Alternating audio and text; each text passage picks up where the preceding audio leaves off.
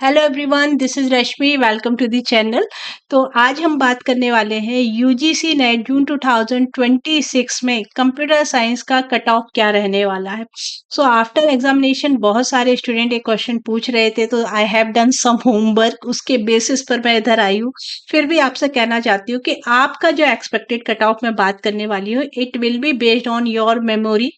ठीक है, आपने जो मुझे मेमोरी बेस्ड क्वेश्चंस बताए, आपने जो मुझसे कहा कि पेपर डिफिकल्ट था, पेपर लेंदी था या नहीं था, पेपर इजी था, जो भी कमिटमेंट जो कमेंट्स आपने मुझे दिए, जो फीडबैक आपने मुझे दिया, उसके बेसिस पे I am going to give you the expected cut of.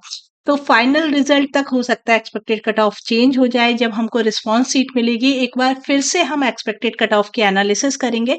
But अभी जो एनालिसिस है ये दो चीजों पर बेस्ड है। प्रीवियस ईयर कट ऑफ क्या था, दैट इज 2018 टू 2025। मैडम ने बहुत मेहनत की है, इतने सारे ईयर्स का कट ऑफ यहाँ पर रख रहे हैं।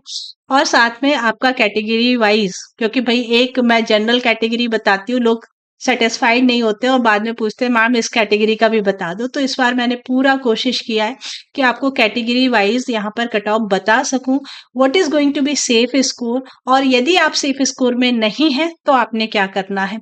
तो चलिए स्टार्ट करते हैं। देखिए, यदि मैं एनालिसिस की बात करूं, so this is what previous year category wise analysis is given for 2018 to 2020, दिसंबर 2025 तक दिया है। आप सभी इस पीडीएफ को, है ना, क्या कर सकते, पॉज करेंगे, आप अपने कैटेगरी का एनालिसिस कर लीजिए।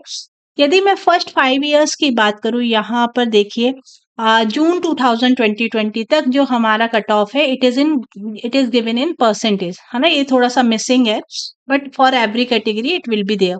नाउ देखिए, यदि हम दिसंबर 2021 से देखें अभी तक, तो अब जो कट ऑफ स्पेसिफाई किया जाता है, it is given into the marks directly. अच्छा, अब यहाँ पर आप एनालिसिस करेंगे दिसंबर 2023 तक जो हमारा कट ऑफ होता था, इट वाज मैक्सिमम 184, क्योंकि यहाँ हमारी पीएचडी ओनली कैटेगरी ऐड नहीं हुई थी। इसके बाद से जो पेपर आना शुरू हुए हैं, वो पेपर थोड़े इजी होते जा रहे हैं, और उसके कारण, जैसे कि इस बार भी आप बोल रहे हो कि पेपर वाज इजी, और जब पेपर इजी हो जाता है तो कट ऑफ क्या होता है, इंक्रीज होता है। तो एक ऑड ईयर जो था, जो सबसे ऑड कट ऑफ हमको यहाँ पर मिला था, वो आपको मिला था जून 2024 में। उसके दो रीजन थे, पेपर इजी था, और उसके बाद जो आपके जो क्वेश्चन होते ना, जो हम चैलेंज करते, बहुत सारे क्वेश्चन इनकरेक्ट थे, इसलिए हमने बहुत सारा चैलेंज किया था, और बहुत कट ऑफ मतलब बहुत हाई मिला था हमको। बट इट डजेंट अफेक्ट, याद रखिएगा, ये आपके फाइनल रिजल्ट को अफेक्ट नहीं करता।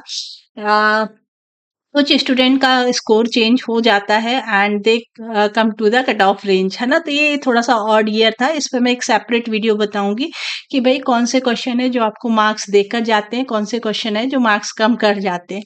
अब देखिए, दिसंबर 2024 it was 198, June 2025 it was 186, थोड़ा सा कम हुआ, फिर 192।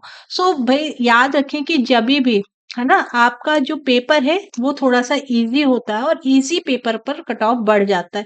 तो जैसा कि स्टूडेंट मुझसे बोल रहे हैं कि इस बार भी पेपर इजी था, उन्होंने अच्छे से अटेम्प्ट किया, तो this is what my expected range. Category wise ही मैंने बनाने की कोशिश की है। For the unreserved category it will be in a range 192 से 198 ही रहेगा। असिस्टेंट प्रोफेसर की ये रेंज हो सकती है।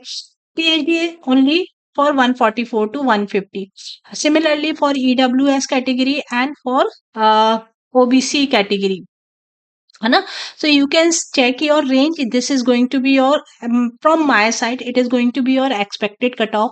और जैसा कि मैंने बोला कि यदि आप इस कट ऑफ रेंज में आ रहे हो, देन वेल एंड गुड। लेकिन यदि आप सिर्फ 1 या 2 नंबर से रह जा रहे हो, तो what you should do, you should don't worry about it ना, कि अभी फाइनल रिजल्ट नहीं आया है, तो आप ज्यादा टेंशन नहीं लेंगे।